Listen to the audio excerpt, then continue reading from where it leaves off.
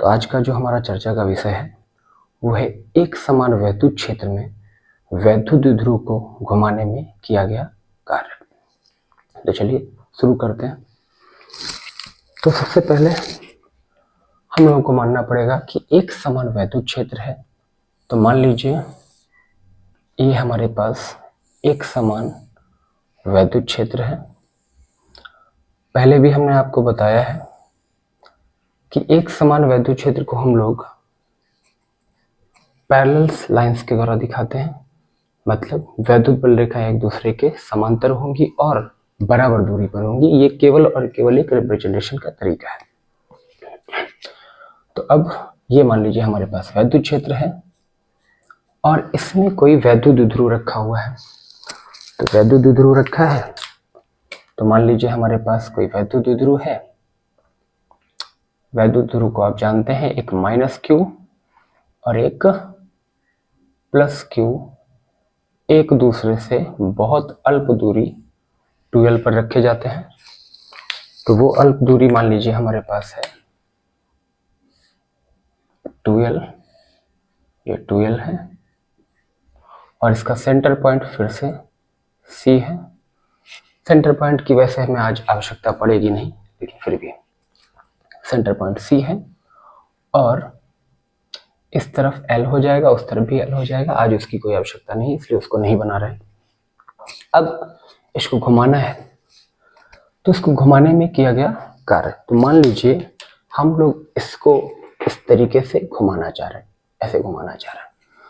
तो फिलहाल जिस कंडीशन में ये रखा हुआ है, अभी ये वैद्युत क्षेत्र के साथ मान लीजिए बना रहा है कोण θ1। इससे पहले वाली वीडियो हमने इसको माना था थीटा, लेकिन आज हम लोग इसको मानना है θ1 क्योंकि इसको हमें आगे घुमाना भी है। तो घुमाने के लिए पहला जो कोण अभी बन रहा है उसको हमने मान लिया θ1 और इसके बाद जो कोण बनेगा उसको हम लोग मानेंगे θ2। तो इसको हमने घुमाया इस तरीके से, मान लीजिए थोड़ा सा घुमाया तो ये कुछ ऐसा नजर आएगा। तो सीन है कुछ ऐसा। अभी सीन कैसा नजर आ रहा, कुछ ऐसा। पहले θ1 कोण था, अब यहां से ही हम लोग कोण नापेंगे वैद्युत क्षेत्र के साथ में। तो अब यही कोण कितना बन रहा है, θ2। इसको हम हटा दे रहे हैं, थोड़ा सा डिस्टर्ब कर रहा है। ओके, तो पहले कोण बन रहा था θ1 और अब कोण बन रहा है θ2। अब इसको θ1 से θ2 तक पहुंचाने में कितना काम करना पड़ा होगा, कितना वर्क करना पड़ा होगा, इसके बारे में हम लोगों को चर्चा करनी है। तो इसके लिए हम लोग क्या करेंगे, जब हमने इसको ऐसे घुमाना प्रारंभ किया होगा तो वैद्युत क्षेत्र में जैसे हम लोग घुमाएंगे तो एकदम से θ1 से θ2 तो कर नहीं दिया। तो अभी हम लोग इसमें एक इंटरमीडिएट स्टेट के बारे में बात करेंगे।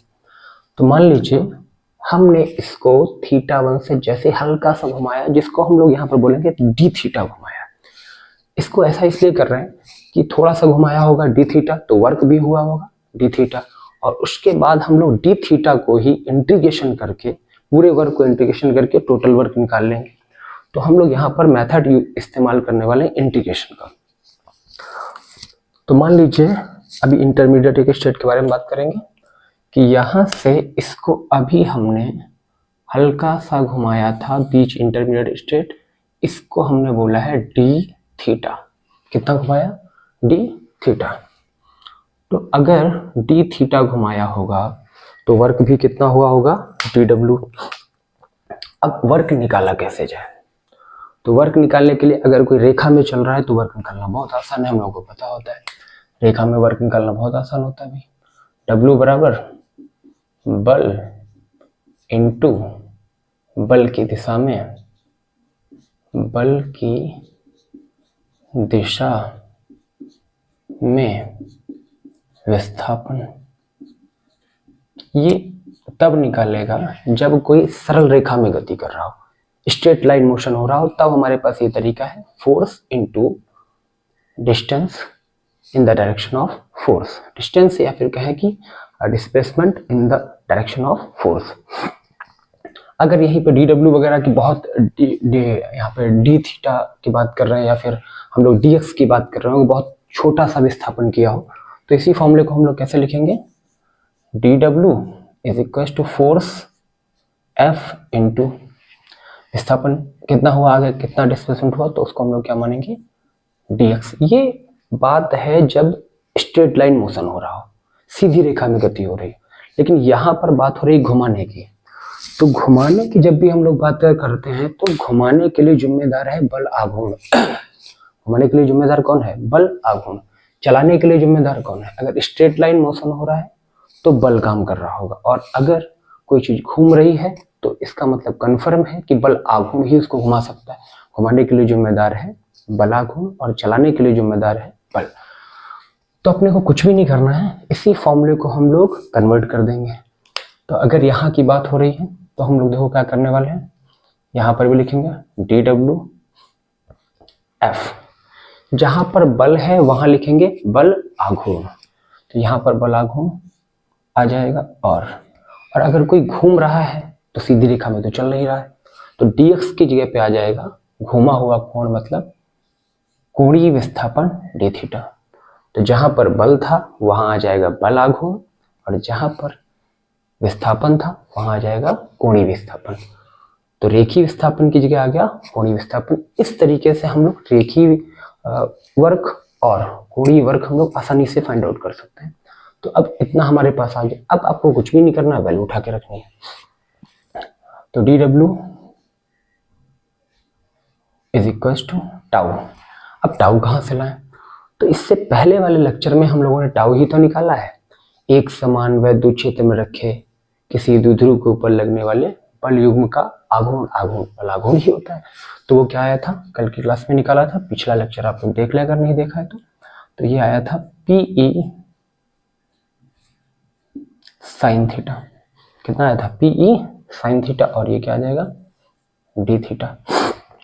क्या आ जाएगा d थीटा। अब ये जो वर्क आया है dw, ये केवल और केवल आया है d थीटा कोण घूमने की वजह से, लेकिन अपन ने तो θ1 से घुमाना चालू किया और कहाँ तक घुमा दिया, θ2 तक घुमा दिया, तो काफी ज्यादा करवाया है।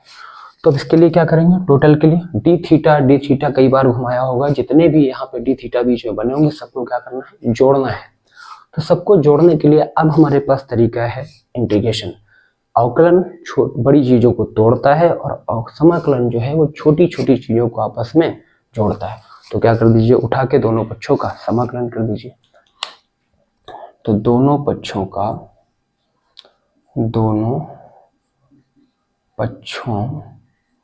का समाकलन,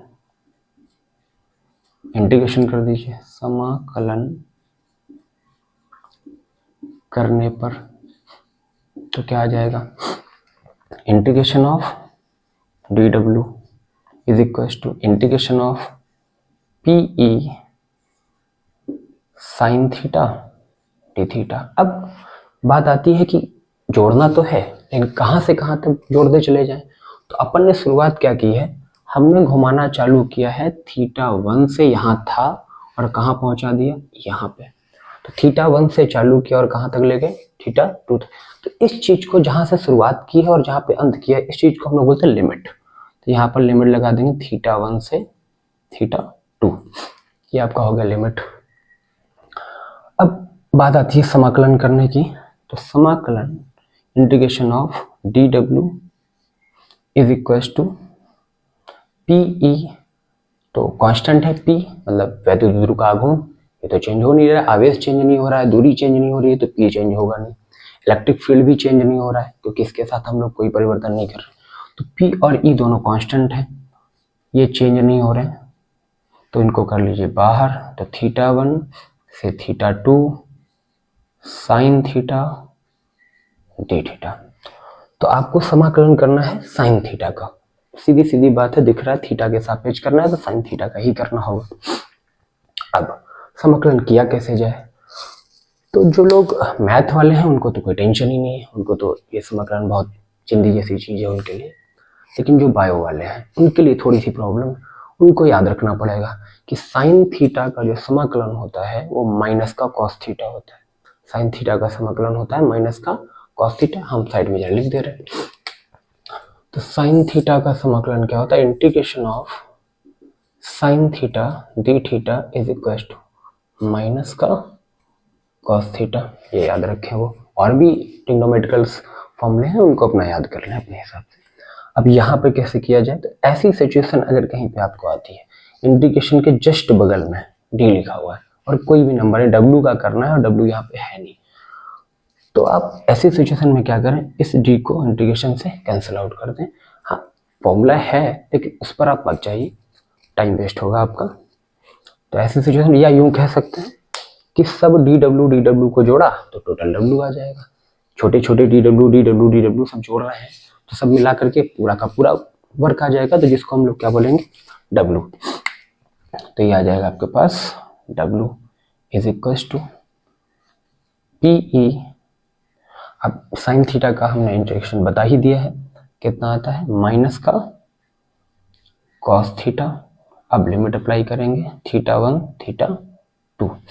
अब अगला हमारा काम क्या है कि लिमिट को अप्लाई करना है, तो लिमिट यहां पर अप्लाई कर दे रहे हैं जरा। तो क्या आ जाएगा, ये W is equal to P E, limit रखिए, तो इसको बोलते हैं अपर लिमिट, ये है लोअर लिमिट। तो पहले अप्लाई करते हैं अपर लिमिट, फिर अप्लाई करते हैं लोअर लिमिट। कैसे की जाती है वो जरा देख लीजिए। तो अपर लिमिट, जहां पर थीटा है वहां रखेंगे थीटा 2, ऊपर वाली लिमिट रखेंगे, तो जहां थीटा लिखा वहां क्या लिखेंगे, थीटा 2। सो माइनस का कॉस थीटा 2, फिर एक माइनस लगाया जाता है, मतलब upper limit minus lower limit, तो एक लगेगा माइनस, फिर लोअर लिमिट। अब इसमें हम ब्रैकेट लगा दे रहे हैं क्योंकि एक माइनस पहले से यहाँ पे भी है, एक साथ लिखेंगे तो आपको बात समझ में नहीं आएगी। सो माइनस कॉस थीटा 1, ये लग गई लोअर लिमिट, इसको बंद कर दिया। अब आप देख लीजिए, W is equal to P E, ये माइनस का कॉस थीटा 2 और माइनस माइनस प्लस, तो प्लस का कॉस थीटा 1। इसको थोड़ा सा अच्छा लिख लीजिए, इसको आगे कर लीजिए, इसको पीछे कर लीजिए, तो आ जाएगा W is equal to P E cos theta 1 minus नहीं प्लस माइनस कॉस थीटा 2। ये आ गया cos theta 1 minus cos theta 2। एक तो फॉर्मूला आपके पास ये आ गया, यहाँ पर भी छोड़ना बेहतर है। कई सारे न्यूमेरिकल्स आपको ऐसे मिलेंगे जहां पर ये फॉर्मूला बहुत काम का होगा, कई सारे में, क्योंकि अगर आपको दिया गया है 30 से शुरू कर रहे हैं 60 तक जा रहे हैं, तो थीटा 1 हो गया 30 और थीटा 2 हो गया 60, तो दो एंगल भी चाहिए। कई ऐसे सिचुएशंस ऐसी आती हैं कि हम लोग शुरुआत कर लेते हैं, इसको ऐसे रखा हुआ है वैद्युत क्षेत्र जैसा, वैद्युत क्षेत्र इसको ऐसे ना रख के हमने ऐसे रखा है, तो अभी फिलहाल वैद्युत क्षेत्र के साथ एंगल कितना बन रहा है, 0 बन रहा है, तो एक एंगल तो 0 ही हो गया।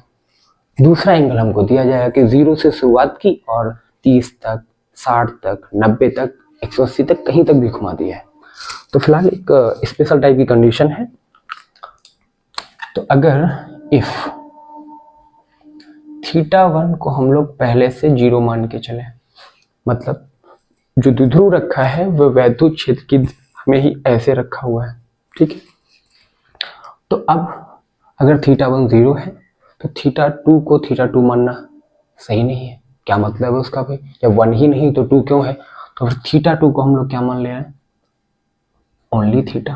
फिर थीटा ही बोल दो, जब 1 और 2 का मतलब ही नहीं, अकेला ही है, तो फिर 2 का क्या मतलब है, फिर थीटा ही मान लेंगे हम उसको।